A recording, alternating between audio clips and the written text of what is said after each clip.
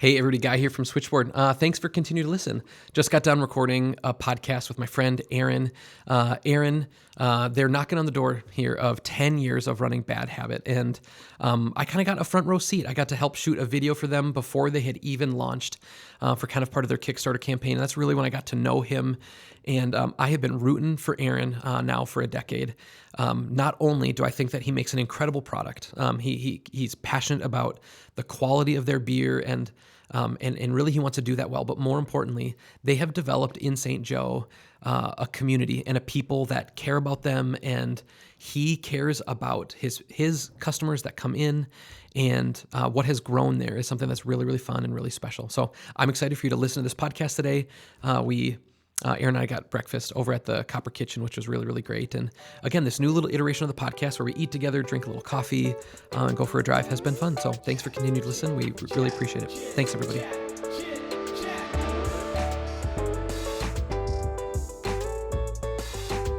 Good.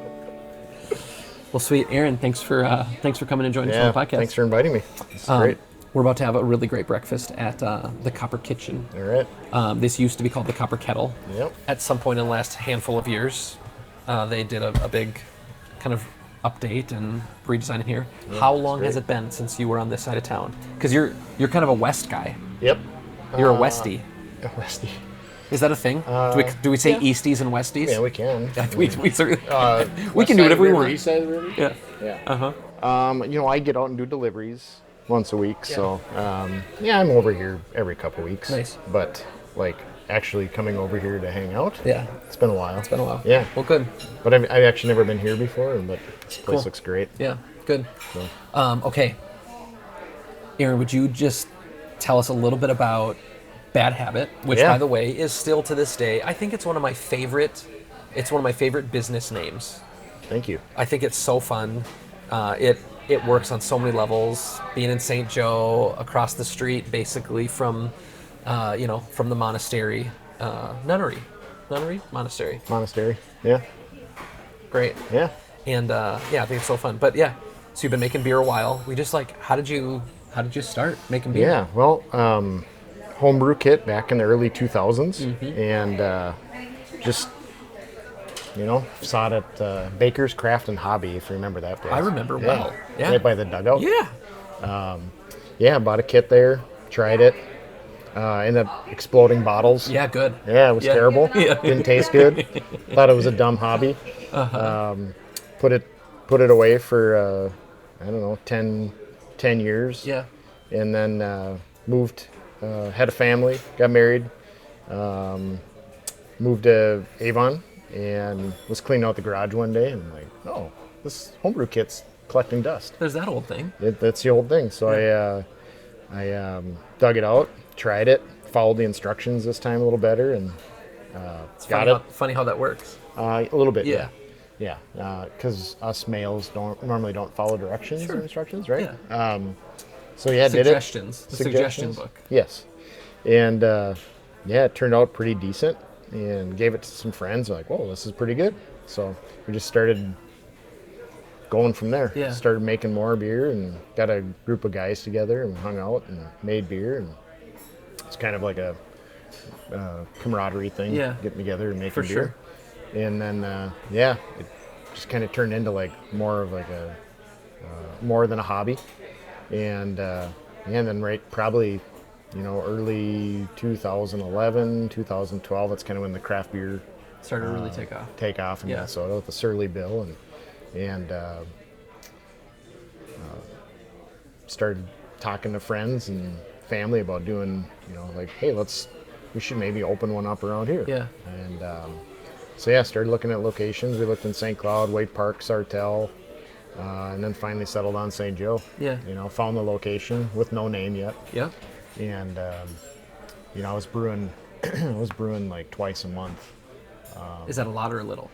That was a lot for home brewing. Okay. So I actually ended up buying a refrigerator and putting it in our basement that just had beer in it. Yeah. And I think had the kids helping bottle and somebody one day was like, as we're in the mix of trying to find a name, somebody said this is turning into a really bad habit, and we think we were kind of like, oh. That's the name. you know, Yeah. a year of trying to figure out what we should call this place. So yeah, so we had the location, we had the name, and then started Fun. demoing in 2015. So it was good.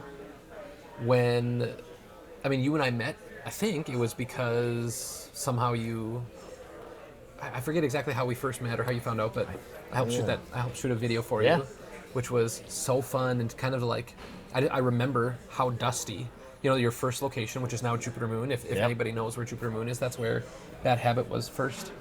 But I remember the conversation with you about what your hopes and dreams were for it. And I said, well, like you're going to quit your job, just kind of this like assumption, like you're putting all of this effort, all of this energy and all these resources into this thing. Like, of course you're going to try to like quit your job soon or now. And you're like, I think that, do you remember how long you said? Do you remember what your plan was?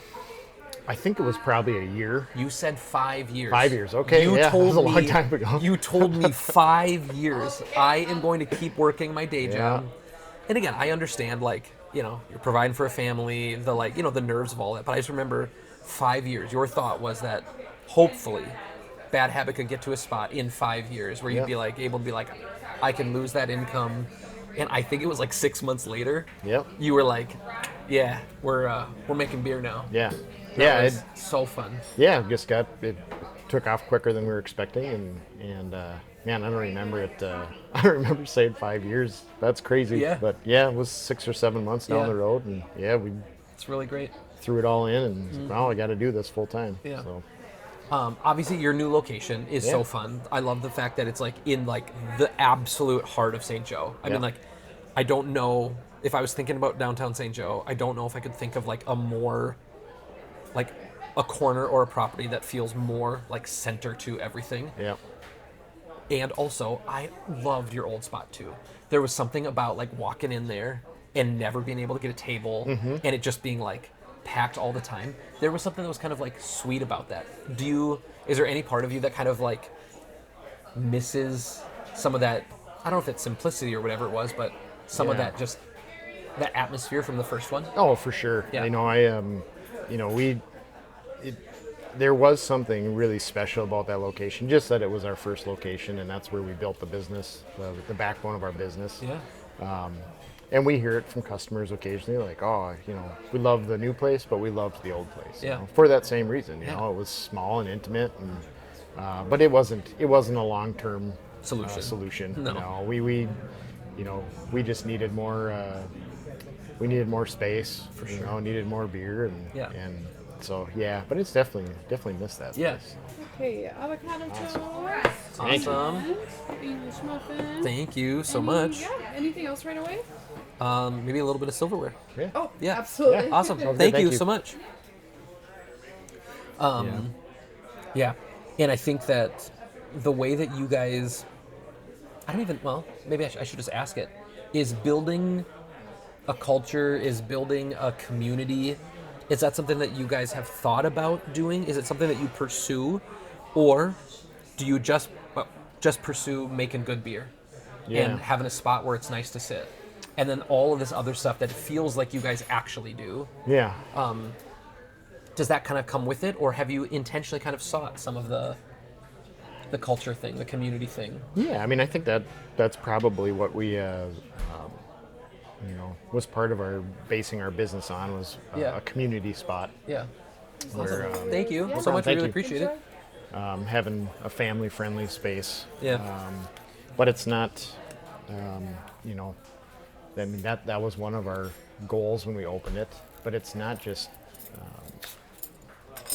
our business. I mean, there's something really special about St. Joe, and it's all the other businesses that have built that culture and that community, you know, and it's the people that live, there's so many people on the back end of behind the scenes that help our businesses, you know, and that's what makes it such a special place. And the title of honorary mayor or unofficial mayor, when was it that you got that? Oh, I don't know if I ever got that. I don't want that job, man. I know.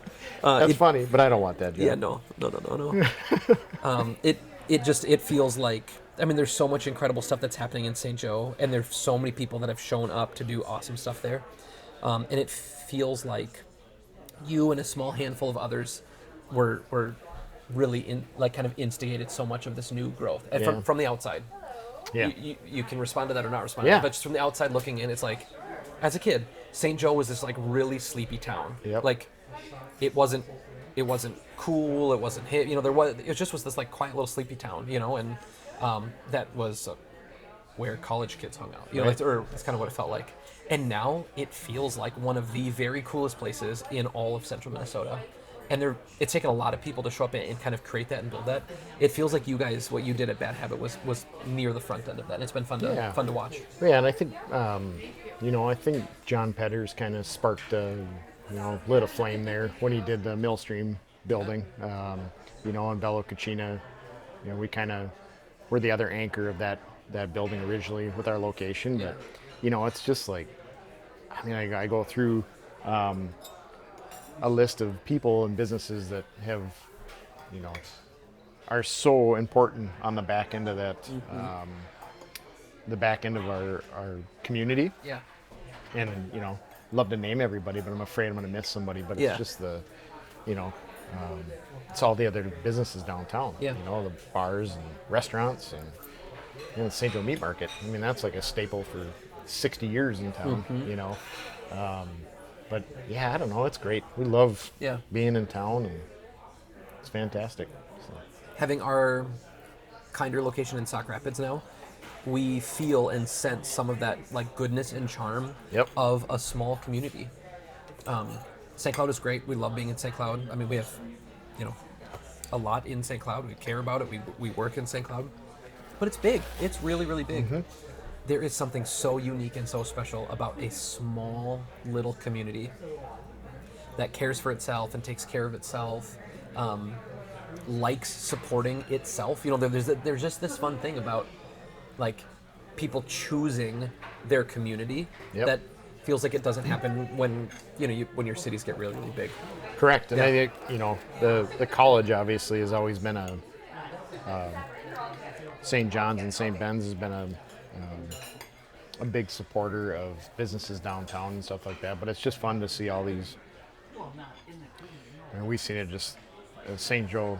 It'll be 10 years this year since we've opened, and seeing the community grow and just outside people coming to town. And we're like knocking on the door of 10 years. Like, when's the day? October 31st. Oh my word. Yeah, it's good. Wow. Good. Thank you. We're doing good. Thank you so much. Yeah, so 10 years. Yeah, pretty crazy. So. What are you guys gonna do for it? Yeah, we got some special beers planned, some live music. We're gonna have a big party on Halloween. That's our official anniversary. So, but trying to work on some food trucks and just like, have fun, man. Yeah. So I drove by a couple nights ago, Yep. and it was the big Alzheimer's Yep. party, and it was so fun. Just like we were on our way. Must have been a Sunday night because we were on our way to our church community group, driving through St. Joe, and it was, man, just the buzz and the energy. Your patio, your patio is do you call it a patio? What do you guys call your outside section? Patio. Patio. Yeah. It's so beautiful and Thank so you. fun. Yeah. It was just fun to see it. Just the concert ripping and all Yeah, that stuff. we love that. I mean, Yeah. that's one of our favorite events all year. And Yeah. the backbone of that is Jeff and Tommy V and the Bobby Yeah. V family, and trying to support a cause and give back a little bit. And Yeah. it was rocking. That's Yep. cool. Slept good on Sunday night. Yeah. Switchboard also just turned 10. How does it feel? How does 10 feel? Oof. It feels really good. When we opened the original spot in 2015, I was just kind of joke with my wife when we opened that I hope people come one time and then I hope they come back. Yeah. And I hope we can make it. Yeah. Because having businesses, it's a tough go. Making it a year is hard. Yeah, Making it a year is absolutely. hard. Yeah, but it's our group that works with us and partners and everybody that is involved. And our staff is incredible. We've got a couple staff that have been with us 10 years. Yeah. And and it's fun to have a part-time gig and but yeah, making good beer and Yeah. good atmosphere. And I don't know, 10 years, man. It's Yeah, like you blink and it goes by. I know. Do you think that any of your kids have any sort of like aspirations or interest in taking it over someday? I don't know. You know, you got two that are old enough now to do that, but they're pursuing other things, Yeah. which I'm totally good with. Yeah. So, you know, I don't know. My son's 14. We'll see someday. Yeah. He might. You got time. Yeah. Yeah. So, I tell him, you know, go do something different, you know. But, you know, we'll see what he does. And he worked with me this summer a little bit and liked it. So we'll see. Yeah. Yeah. That's cool. What have you learned in the last 10 years that like kind of caught you off guard, or that something that kind of like snuck up on you in running a business? Yeah. Well, it's definitely challenging. You know, I mean, obviously any business has got challenges, you got ups and downs. COVID was a good learning for our industry. You know, it was having doors shut for, you know, several months is not great. But we held strong through it. But no, I don't know. I think, you know, for me, it's the just building relationships with you know, new friends and people I consider family, and that's been really great. I mean, you know, we occasionally see people outside of work where we hang out and have dinner or something like that. But yeah, I don't know. I mean, there's always different challenges with things, but I don't know. In general, it's been really good. Yeah. You know. Cool. And I really love the relationships, you know, and it's fun to have staff that have that, you know, had never known each other before, and now have worked for us for 6 years, and they're great friends. They hang out outside of work, and it goes back to the building community and relationships thing. So, you know, fun to be able to do that. It's great. Of all of the industries, well, as we walked through COVID, everybody so publicly had to like navigate how to survive and what new normal looked like. Maybe because of beer being, you know, breweries, like it's such a public thing. Like, I don't have any recollection of how insurance agents navigated their world, you know, like their thing, because it's probably just emails and whatever, like they normally do, right? Their normal meeting just turned to Zoom or whatever. But because of being like a retail environment where people have to come, I feel like breweries and restaurants had to so publicly navigate COVID. And I just remember watching you guys and being really impressed with how you pivoted the crowler growler thing, like being able to like pivot so hard into that direction, still getting people good beer. And I mean, I remember showing up and kind of coming through your guys' little line in the cooler, and it just was it was neat to see you guys kind of like figure that out in such a public way. And again, I have no idea if you like did well or not through that, but it just felt like, oh, whatever this is right now, it's working. And it was kind of neat to watch you guys do that. Yeah, you know, and there's things like that I can't explain. You know, it's a God moment. You know, we're fortunate enough where we had a machine, a crawler seamer, and we had plenty of cans, and we had labels, and we had beer. You know, and you know, not everybody was able to shift that quick. I mean, we did it in 3 days. You know, which we were pretty fortunate enough to do. But yeah, we filled crawlers, man, for that year. I don't even know how many we filled. We did it.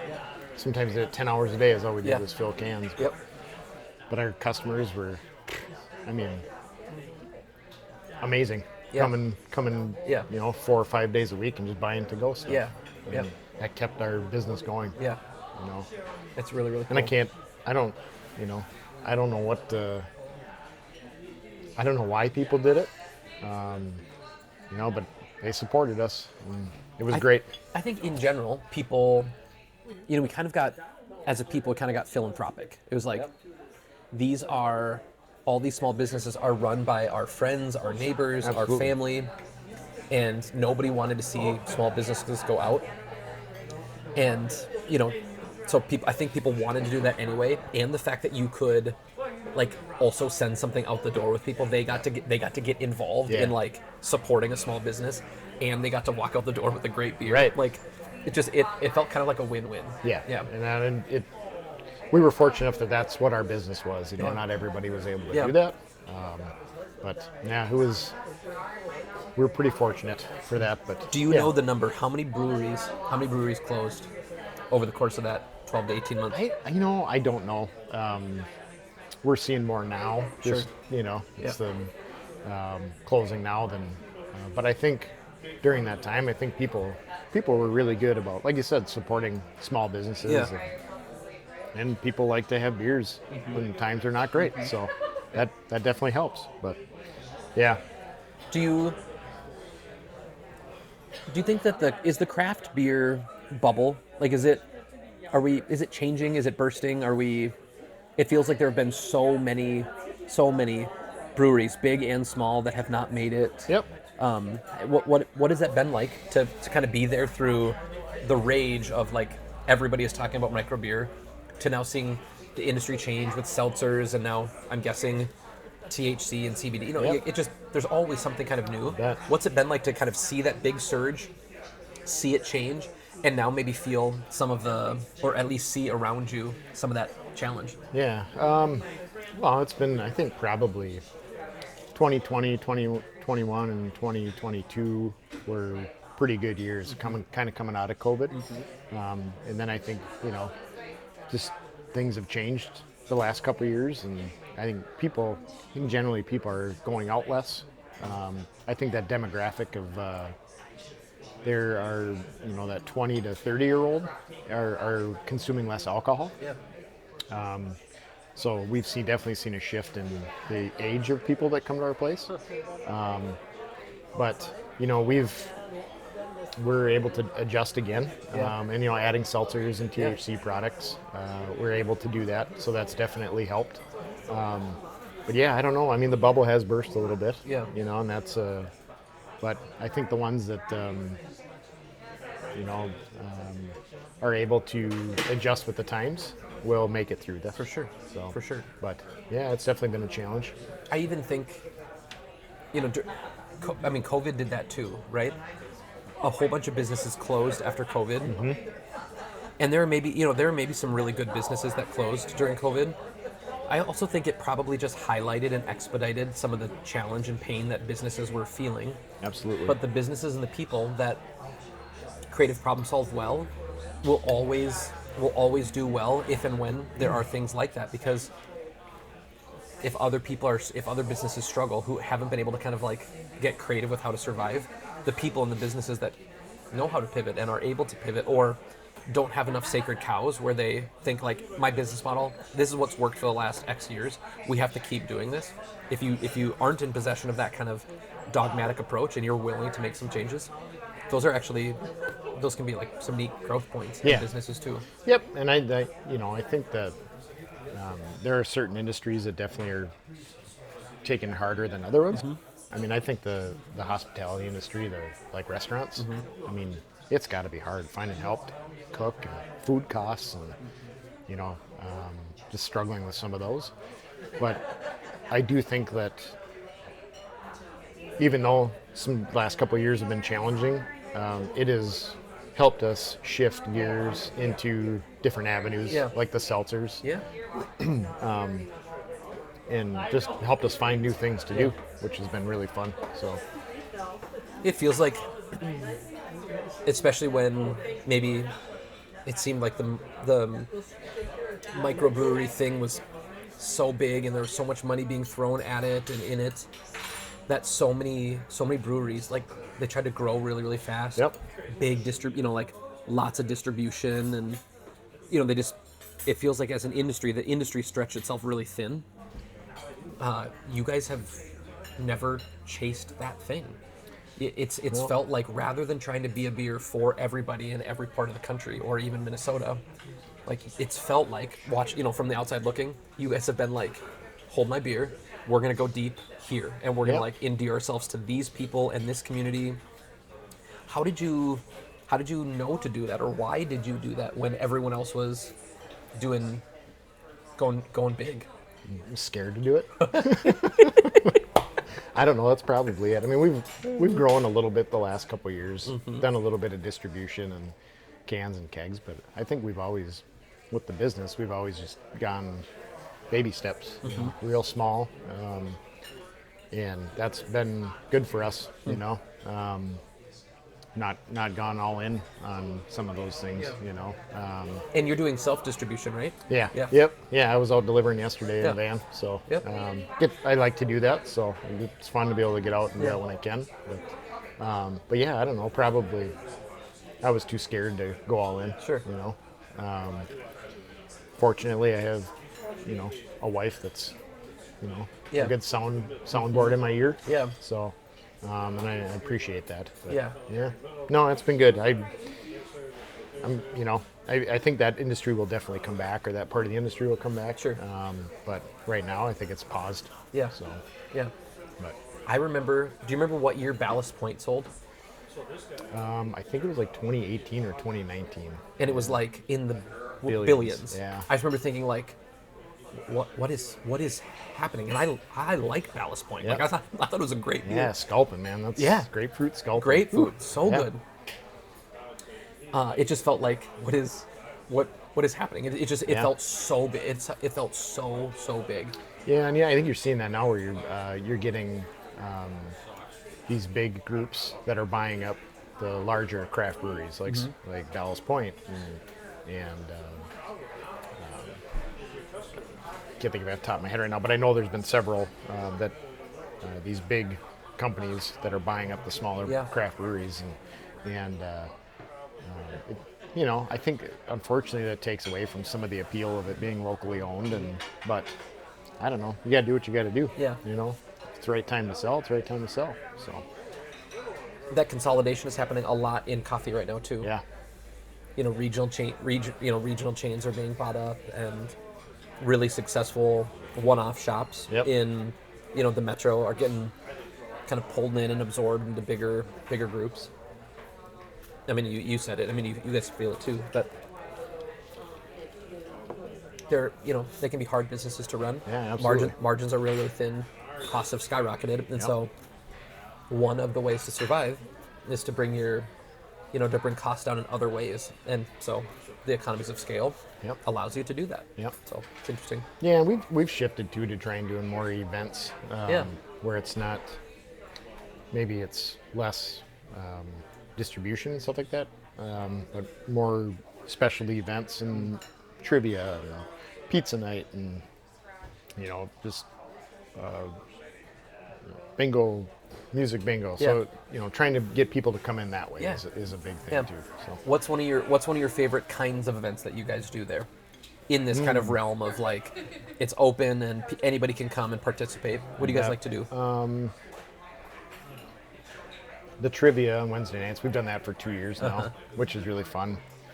It's fun to see the same teams come back every week, Yeah. and they're competing against each other. Hate each other. Yeah, probably. But I love we've done music bingo now for about 8 months. We do it the first Saturday of every month, and that's been great. It's just a different, a different thing to bring people in, but Yeah.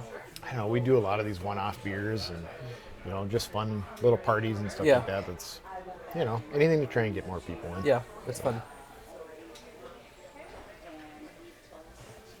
How important in the brewery game is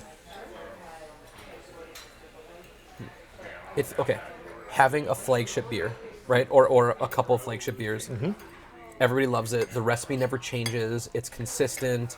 You know that every time I show up, I can get my beer, right? Like that feels like a really important piece of the brewery kind of world. Yep. And then it's also like, we've got one barrel of this absolutely weird, bizarre thing. Get it while it's hot, or while it lasts, kind of thing. Yep. Like, help me understand kind of the relationship between these two things. It feels like stuff never changes. Like on one side of the menu, stuff never changes at a brewery. Yep. And then the other side is always different. How do you Yeah. guys kind of navigate some of that? How do you think about that? Well, our flagship beers, those are the ones that we built our business on. Yeah. Those ones that people come in that they know they want. And then it's the fun part where, we got a couple great guys at work that like to experiment and do these one-off crazy beers. Yeah. And that's the hyped ones that people will come in for, Yeah. right? Like, Come and try it. yeah, trying to bring people back or bring new people in. Yeah. But yeah, I don't know. It's funny because we talk about these one-off beers, and it's usually just like we do, one beer, and then, let's add this or let's add this. And all of a sudden, it's like, oh, this is pretty good. Yeah. So there's really, honestly, there's never really any big plan for it. Yeah. It just happens. Yeah, sure. And we got guys that like to experiment with different things, and it's fun. Yeah. Yeah, but yeah, definitely, the flagships are the ones there that are your backbone. And On any given day, if I were to walk in Yep. some Friday night, I see you in there, and you've got a beer, and you're sipping or nursing a beer. Which beer are you drinking? probably Habitual. Yeah. Yeah, or Crush a Lot. Yeah. I like IPAs, so that's Yeah. normally my Citrusy. go-to. Yep. Yeah. Absolutely. Mosaic, is that what the hop is? Yep. In Habitual. Yep.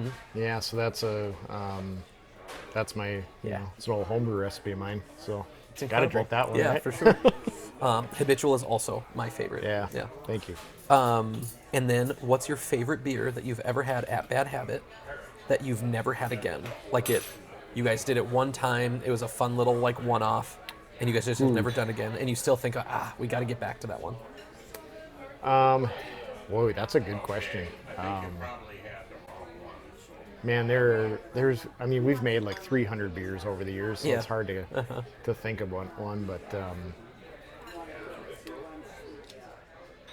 man, we just made one this year for Father's Day, Jorts Weather, and Okay. yeah, it's a great label. But that one, I'm like, Yeah. it was probably one of my favorite beers. And we made. what was unique about it? I don't know. It was different kind of yeast and Yeah. hops that we used in it, so I'm hoping that one comes back Cool. again. But there's a couple that we made over the years. We did for, I think, our third anniversary would have been like 2018 or 2017. We did a barrel aged chocolate stout. Yeah. And we did it one time, and we're bringing it back for our anniversary this year. So I'm really excited about that one. I think when I was in my early to mid 20s, I kind of thought of myself as not a beer connoisseur, but I enjoyed beers. I enjoyed going to microbreweries. I liked learning and tasting, and it was kind of fun. But I always was drinking IPAs. Yep. And then I started talking to people who are really beer people, and I'm sure that they have favorites and things like that, but when they would show up someplace, they would drink a beer that maybe they wouldn't even like because they needed to taste it and wanted to taste it. And I realized that's not me at all. I like IPAs. I'm not a beer guy. Yep. I'm an IPA guy. And if I show up at some awesome brewery somewhere and I'm gonna have a beer, I am going to drink their IPA. No ifs, ands, or buts about Yep. it. Whereas I know real beer people that are ooh, I haven't had an Imperial Stout in a long time, or I haven't had a lager that I loved in a while. I should try their lager. Well, I have no interest in either of those, and so I would never order them. Yep. And just realizing that, I don't actually care about beer at all. I care about IPAs. Yep. Yeah, and the hoppier the better, double IPAs, all of Yeah. that, all that stuff. That's kind of my deal. That has definitely changed. I think it's 5, 6, 7 years ago. We All were the rage. IPA, Yeah. IPA, and that's you've seen the last couple of years. There's more lagers on menus or Kolsch's or Yeah. seltzers. That's Yeah, for sure. it's the rage the last couple of years. You Yeah. know, And the seltzer thing feels like it's dying a little bit. not for us. Okay. Yeah. Great. Yeah, our margarita seltzer has been our top seller for 2 years now. So. Period. Yep. Even over. Yep. Wow. Yeah. Fascinating. Yeah. Fascinating. So, and that's it's a low alcohol, Yeah. delicious drink on Yeah. ice. Yeah. People want that. Yeah, for sure. For So sure. You just adjust you adjust the way you do things, Yeah. right? Yeah. 100%. Yeah.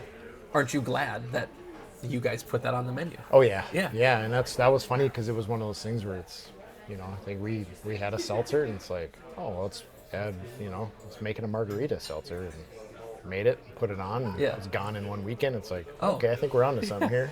That's great. Yeah. That was fun. Yeah. So I don't know what the next rage will be. I don't know. I might go back to IPAs again. I have Yeah. no idea. 10 years of doing this, I can't figure out what Yeah. the trends are. And what do you think is how long is the cycle? Are they years long? Is it 6 months long? Well, I don't know. I mean, the seltzer rage has been 2 years now. When we first opened, barrel-aged bottled beers was a hot thing. Yeah. And that was for like 3 years, and now it's kind of died out. That felt like so much of that came from Surly.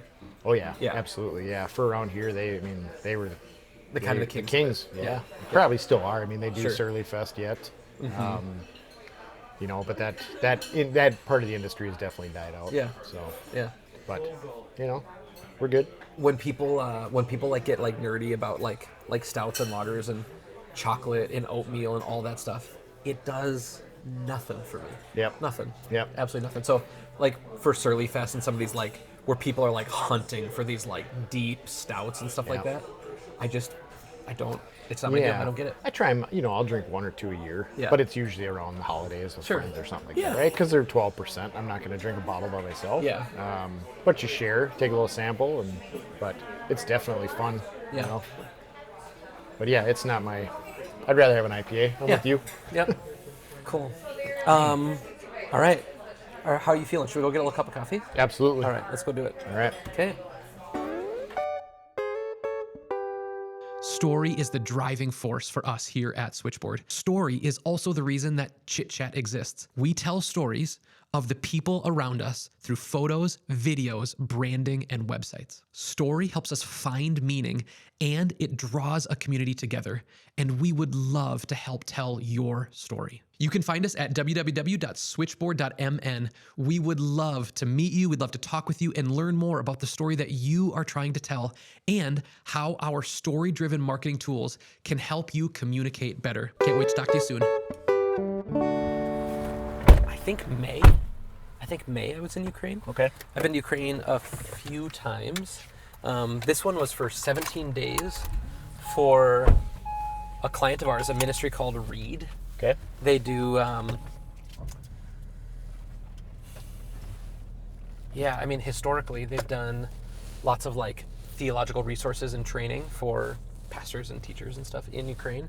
And in the last handful of years, because of the war, they have been doing a lot more kind of like humanitarian stuff. Okay. Just the need has been so high. Yep.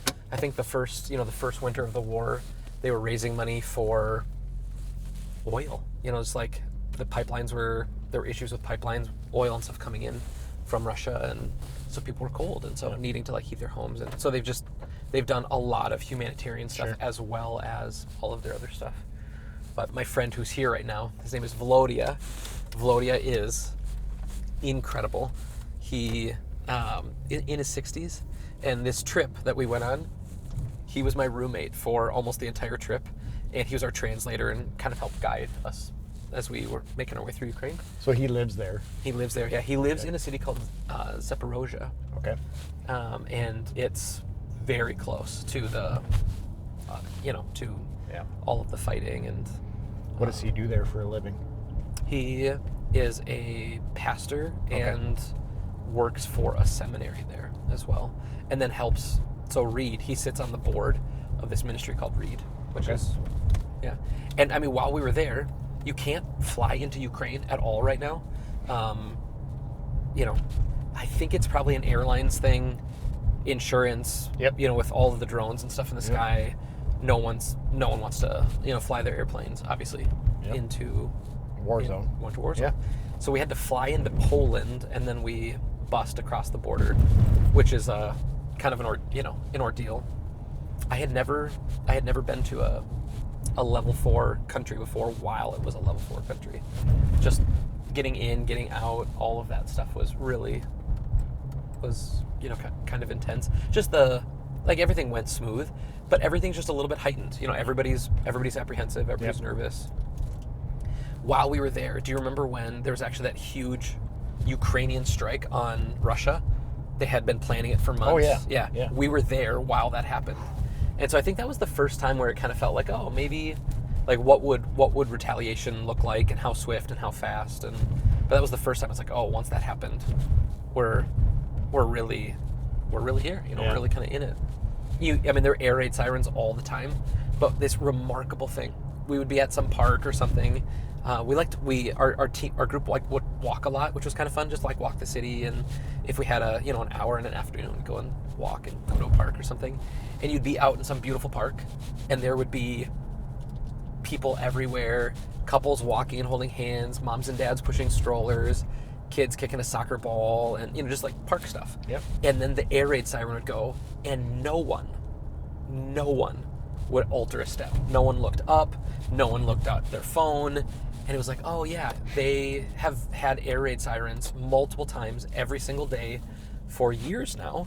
Of course it's nothing to them. Yeah. So the first time they went off, like I was like, oh, is this happening? You're looking up, like what are we about to see? Where should we go? And just nothing. Nobody cared one bit. It was just a kind of a fascinating thing, like a boy who called wolf kind of situation. Yep. So, which is amazing, but kind of sad too that that's the way they just live, right? Exactly. Yeah. Yep. Yeah. Dang. Look at this. I know this guy. Chad, What's going on? how you doing? Are we getting some? Oh, little Pink Floyd. Run. Chad, Aaron, Chad. Hey, man, do how's you it guys going? know each other? No, I don't think so. No, I don't think we ever. O'Brien Dry Goods, awesome store. Bad Awesome. Habit, great brewery. Oh, Bad Habit. Yeah. Yeah. Nice. Yeah, perfect. Cool. Perfect. You see the mural? It's on its way. Looks great. And also, she's working on it today. Yeah, cool. Do you want me to do anything with it? No. Okay. I saw that yesterday on WJN or something Yeah. like that. Yep. Doing a mural down here. Yep. Chad has been an absolute blast to have downtown. This store, O'Brien's Dry Goods. Yep. Oh, Oh, this looks great. It's coming. They're doing great. Man, I am a fan. I am a big fan of a mural. Yeah. That's cool. Welcome to downtown. St. Cloud to Granite City. That's Yep. great. Well done, team. Yeah, it's like a. He might hate how I describe this. I don't know if I don't have the great words. It's not an antique store. Yep. It's not a consignment store.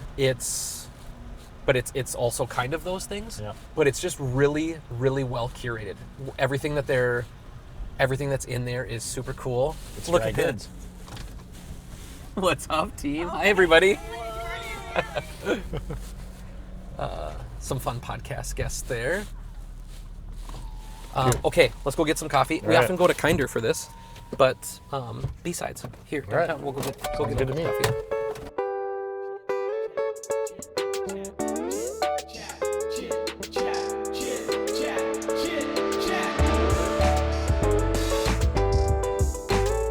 He has never been camping. Never been camping He's never before, been huh? camping in a camper before.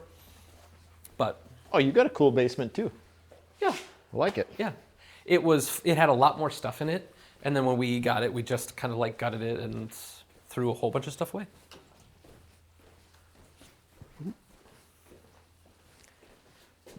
This is great. Yeah.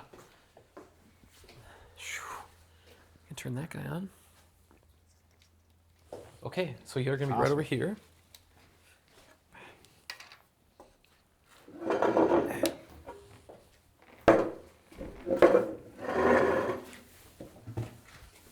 And then we have to, gotta get your picture. All right.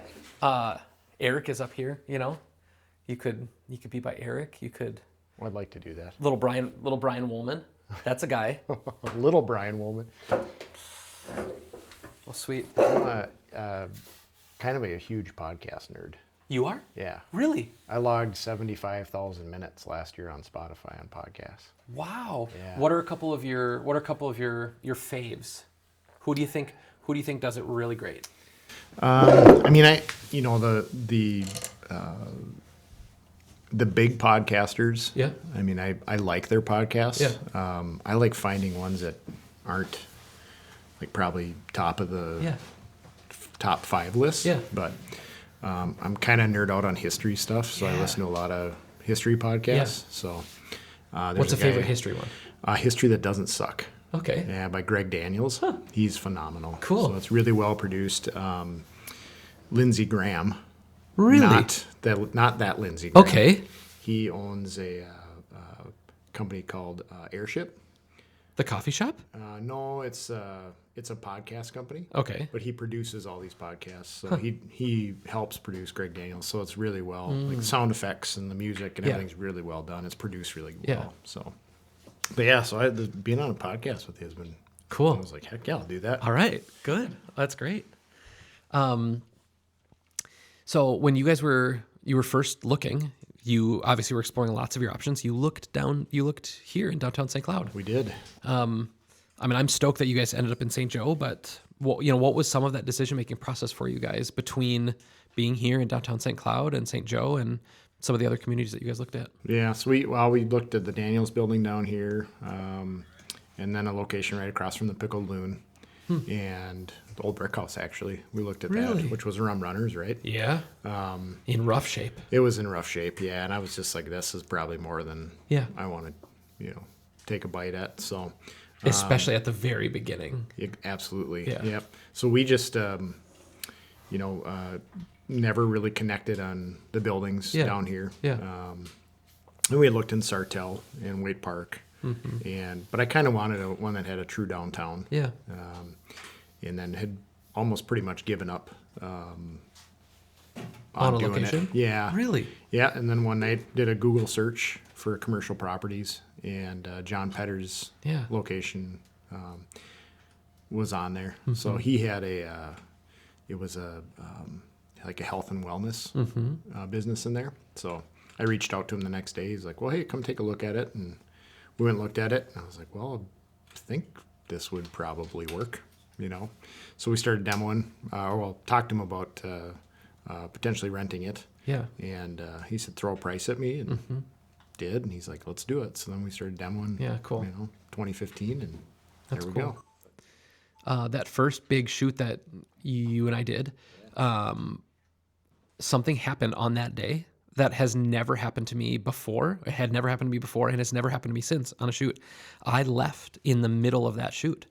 I don't even know if you remember. I got a phone call from my stepmom that my dad was dying, and he had a really bad brain bleed. And anyway, In Washington, right? in Washington. Yep. And we were probably 85% of the way done with the shoot, maybe even 90%. The other video guy that I had there was talented and good, but I had to go because I had to go and catch an airplane to go and see my dad, and he ended up surviving, which is incredible. But I just remember that phone call when I saw her call. I don't know if you've ever had this before, where you see somebody call and you're like, they shouldn't be calling right now, and I just knew that when she called that something was wrong, and Yeah. and then it was one of those big ones. But Yeah, I do remember that. yeah, Yeah. that night was so pretty though, down by the river, and Amazing. yeah, The whole day was incredible. it really, really was. Yeah, it really, really was. That was one of the first kind of like bigger videos that we did. It was a fun, really, really fun, really, really fun project. Yeah. Thanks for trusting us with it. I don't know. Yeah. Nobody else would rather have do it. That's cool. Good. We talked a little bit about when we were at the restaurant, but the next couple of years, like what are you dreaming about? What are you working on? What are you kind of excited about, either in the industry or with what you guys are trying to do in St. Joe? Yeah. I guess I'm going to see how the rest of this year shakes out. And then, I don't know if I'll do this forever, right? Yeah. Like, it's one of those things, like, Yeah. it's been part of the fun part is growing a business and, just building it. Yeah. So, I think we'll continue to keep doing what we're doing. We have such a great space, and a nice space for events. And when we added the Brewers Lounge a couple years ago, just for, groom's dinners and Yeah. birthday parties and graduation parties and stuff like that. So probably continue to focus heavy on that stuff. Yeah. And do more of those things, and then see where the industry goes. Yeah. Yeah. I don't know. Watch my kids grow up. That's, Yeah. And then grandkids at some point. probably will happen sooner than later. Yeah. Kids Yeah. that are in their mid-20s now. Yeah. So, James is almost 13, which feels crazy. But you said that Grace is 23. Yeah. Yeah, that's crazy. Yeah. Absolutely crazy. Yeah. Kids in college and out of college. Yeah, it's a remarkable deal. As you know, you run this business. Obviously, you have really great teammates. You've got great business partners. But it seems like so often I see and hear about Karen and her support and her involvement. What has it been like to be able to like do something as hard and good as entrepreneurship, but be able to do it alongside of Karen? Oh, man, amazing. Yeah. You know, I wouldn't have been able to do it without her support. Yeah. You know, I mean, when you're starting a business and you're working, 20-hour days and what it feels like 20-hour days. And she's, when we did this, our kids were 13 and 10 and 4, Yeah. So just her support of taking care of everything at the house and with the kids and stuff like that is, I mean, yeah. Having a strong spouse and it's awesome. Yeah. I don't know. It's amazing. So. Have you ever slept? Have you ever had to sleep at the brewery? No, I've taken plenty of naps there. Yeah. But I've never slept overnight. No. I mean, there's been some late nights and early mornings, but I've never slept there, thankfully. In some of the early years of building some of this stuff, I mean, I spent the night on the floor of the studio many times. Yeah. Many times. And one morning I woke up. It was in our first little studio. It was a couple 100 square feet, just like in the same building as our studio now.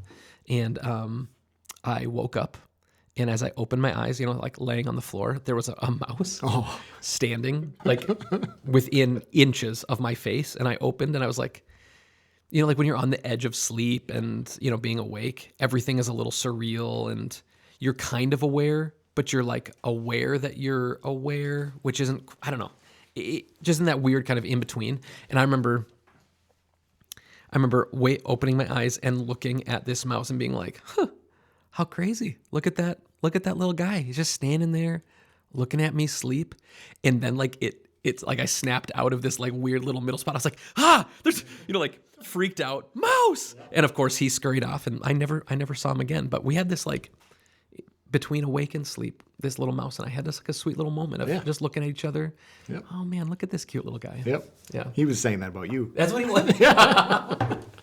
Oh, Yeah. look at this one. Yeah. Yeah, just like that. Yeah.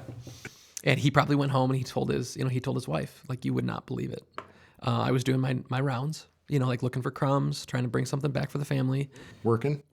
I was out working, and I saw one. Yeah. And we looked at each other. We had a moment. But yeah, there's all kinds of kind of like crazy and hard things that you do when you're starting out. Yeah.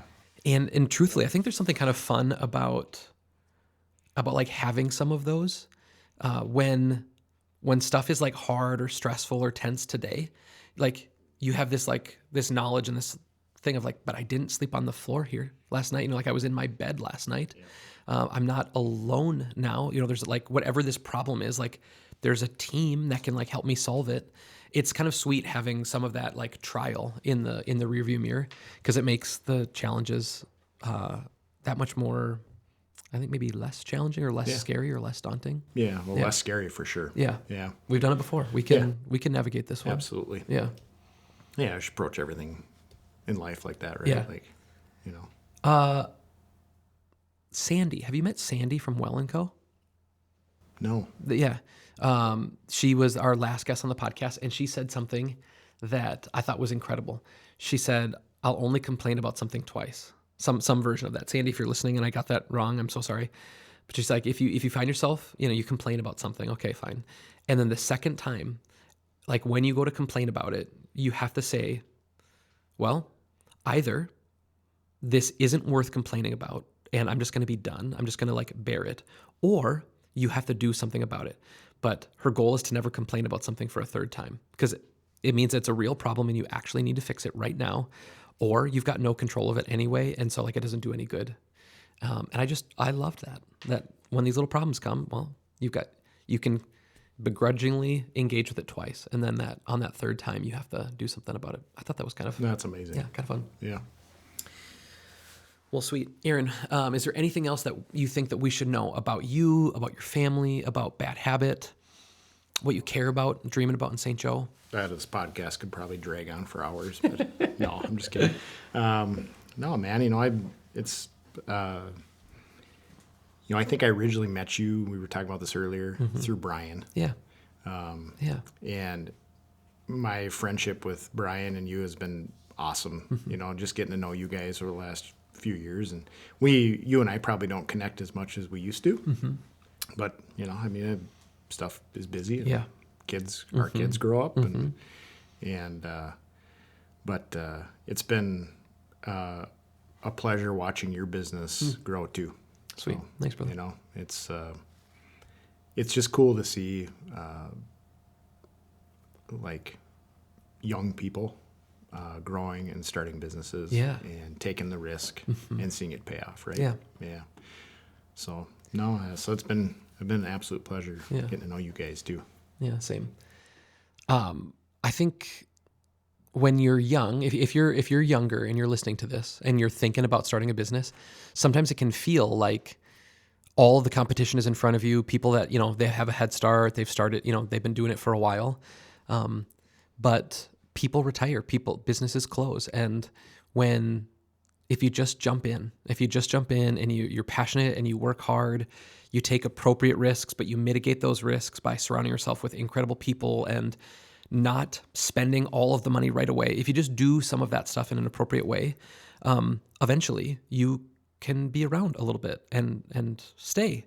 And then eventually you'll have been in it for a decade or two. And there's something about just continue to show up every day and work hard and care about something, care about your people, that all of a sudden a decade can go by and you're kind of in it and you're doing it. Yeah. So yeah, I love when young entrepreneurs jump in and they hang a shingle and give it a try. So yeah, and be passionate about what you're doing and surrounding yourself with good people and being honest. Even through the difficult times, tough decisions, being honest. Yeah. Want people to remember your business as a good one, right? Yeah. Yeah. Well, cool, brother. Cheers. Great to be with you. Good to see you today and eat a meal and hang out. It was fun. Yeah. Thanks, brother. We'll see you.